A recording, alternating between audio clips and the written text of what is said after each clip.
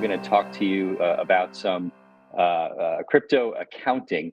We've got a guest with us today, the CEO, I think founder and CEO of Bitwave, who's going to be joining us now, Pat White.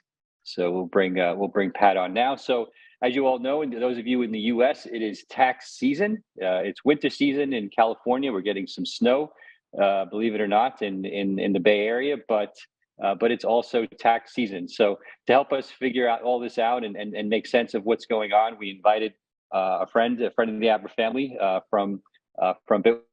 Pat, welcome to Money Talks. Bill, it is absolutely spectacular to be on. Thank you so much for having me. Great technical analysis there. I was enjoying that. I have like a bunch of follow-up questions, but we'll have to do it later. All right, sounds good. That's great. Sounds good. So yeah, we get basically a mix of all kinds of things on Money Talks, from a little bit of tech analysis, a little bit of news, a little bit of alternative investments, what's latest on the techie side, and we try to mix it up a little bit. So today, of course, we're going to get into what's going on for tax season. So let's start out with what you guys do. So tell us a little bit about Bitwave, how you guys help companies and your clients navigate the complexities of crypto.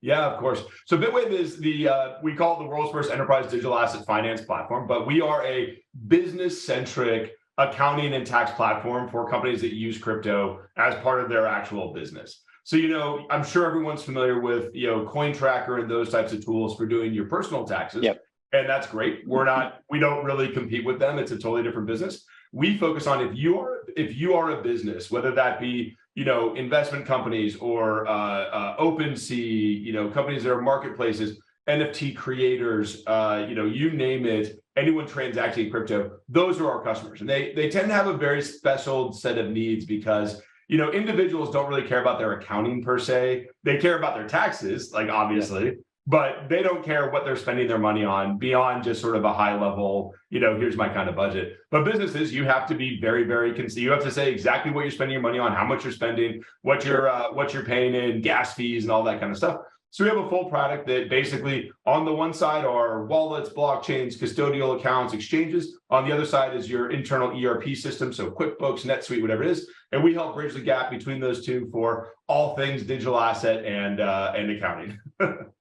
What is the typical use case? I mean, who is your typical client? What do they come to you, they say, here's my problem, I can't figure it out, help me with this.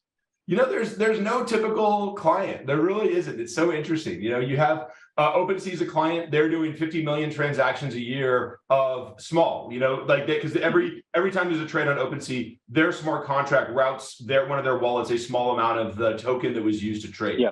And I say that way because it's like it's such an interesting use case because it's super high volume. I mean, if you think about traditional companies, it probably took Walmart 30 years to be getting up to 2-3 million transactions a year. OpenSea did it in like less than 18 months. And the hard part about that, it's not that these are intractable problems, it's that you don't really have the chance to grow your internal teams along with it. Walmart had 30 years to grow up to be a 1,000-person finance team. OpenSea is still like 5 or 6 people on their finance team. So there's this enormous transaction volume, but they have to do it light because we're all startups here. You have to be light and agile.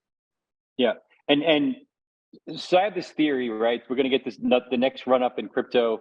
A lot of it based upon just the kind of macro gyrations of the economy combined with where we are in the crypto adoption cycle. And I think that as we get the next run up, one of the big questions is going to be, again, corporate treasury adoption of Bitcoin, and probably this time a lot more on Ethereum as well. And this tax treatment question keeps coming up. And I know that there was back in October some potential changes announced to tax treatment. And I'm wondering if you could explain in simple terms to folks like what that means, what that means for your corporate clients, or what it will mean, what it could mean, and what it might mean for the rest of us once these changes are formalized.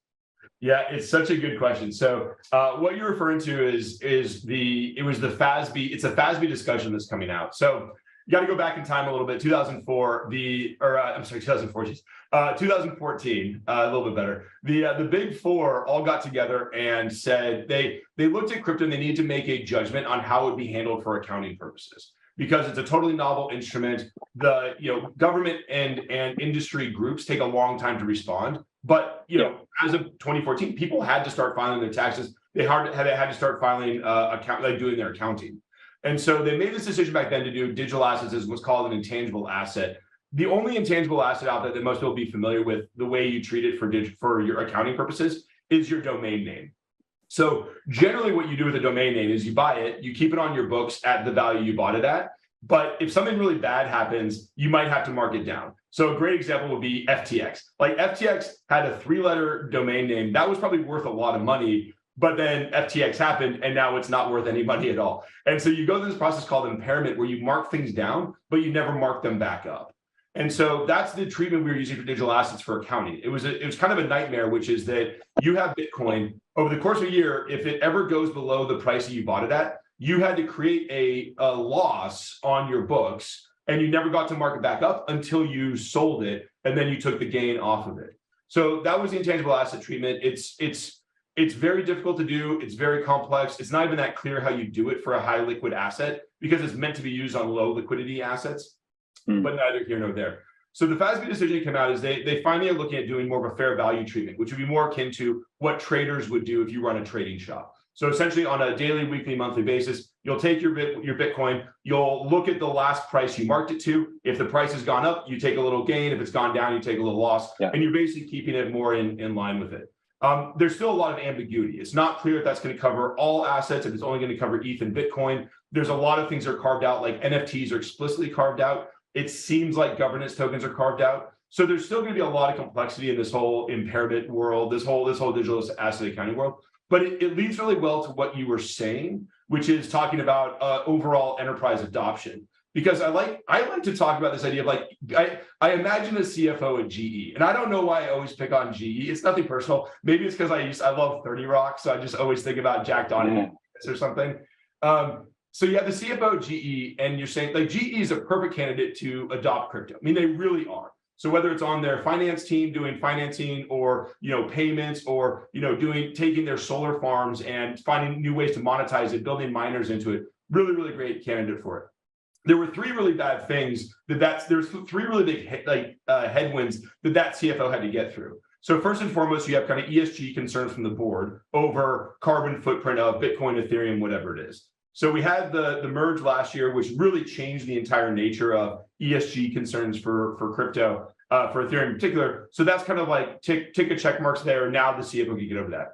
The second of all is impairment, because you are basically telling a CFO like, hey, we're going to buy this coin at this price, and sometime in the future, you might randomly have to take a $250 million loss on your balance sheet, like on your P&L.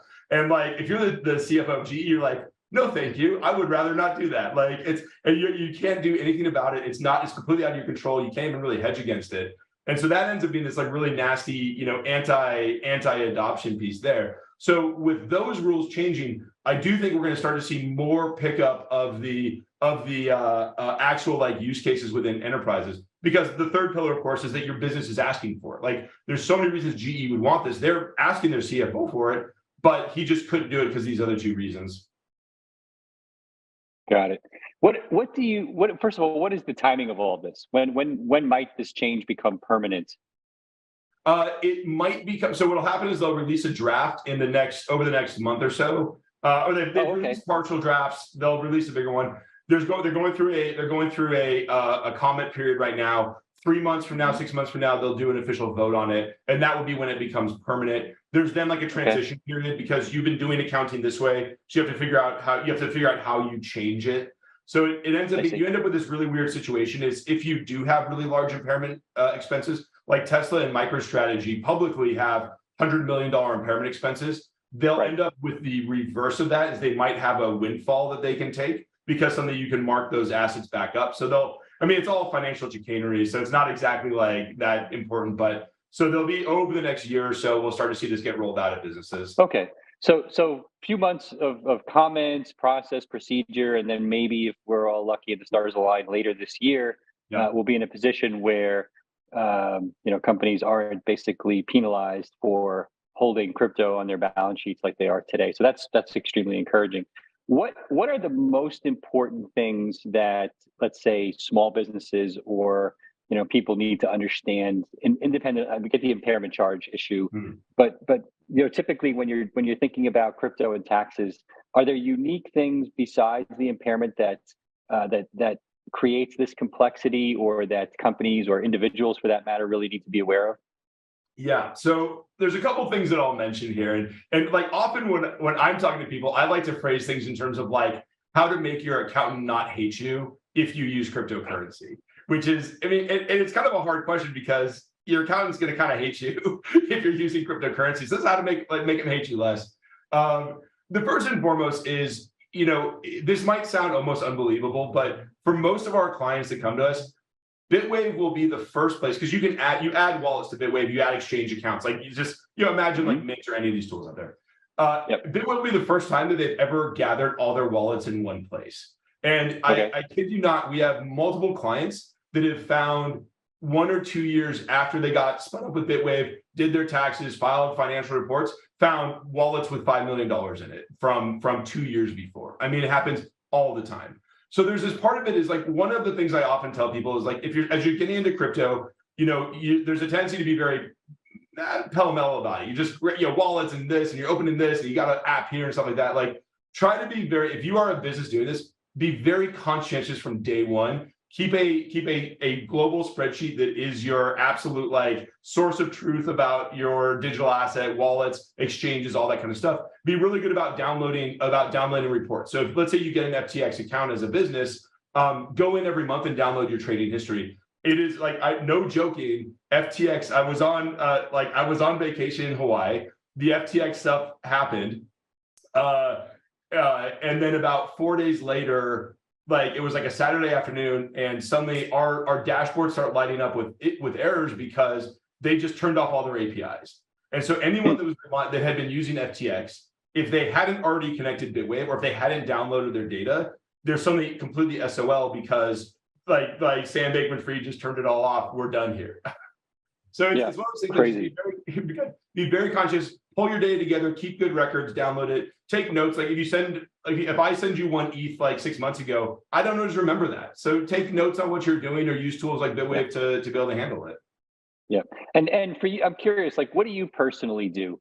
So let's put the company stuff aside for a second. So you got to file taxes. We're Americans. Yep. I got to file taxes. So I'm guessing you do some stuff in crypto since you're working crypto.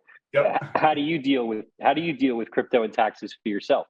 I get to cheat because I do use Bitwave to do my taxes, but that's just because I built it. So it works well for me, but it's not necessarily designed for like people that don't have a good accounting background, because you are having to categorize things and stuff like that. But what I'll tend to do is I work with accountants and tax people that are not necessarily crypto experts, because I have my person's been doing my taxes for the last 20 years. And so I'll usually prepare everything for them and then hand them over one of our reports that they can take and actually file as part of it.